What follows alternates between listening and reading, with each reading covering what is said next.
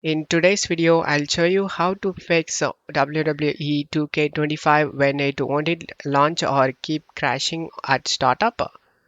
All you have to do is open up File Explorer and go to Documents and open the WWE 2K25 folder and just right click on the config and select delete option.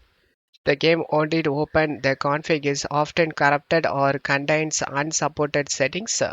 Deleting it forces WWE 2K25 to create a fresh, clean config at the next launch. So you just need to open the game and the config file will be created again and check if the problem solved or not. If the problem not solved after launching the game, but the config file is created as you can see, just right click on the config and select the edit in notepad option. In this config file, you just need to set these shadows to 0 and texture quality set to 0.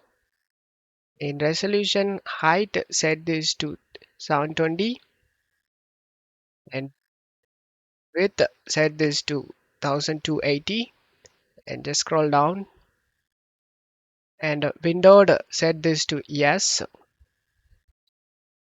Select file and select save option and just to close stuff here and launch the game.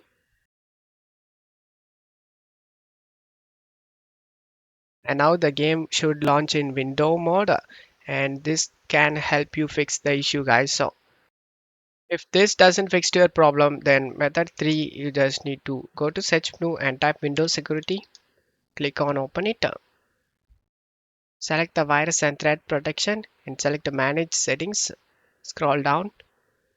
Under controlled folder access, select manage controlled folder access option. And in our case, the control folder access will be turned on. Select this allow an app through controlled folder access option and select yes option and select add an allowed app option and select browse all apps and navigate to the game folder guys.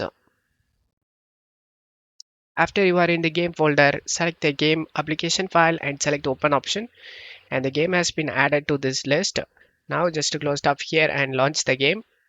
One of these methods should work for you guys. Don't forget to leave a like and subscribe. Thank you.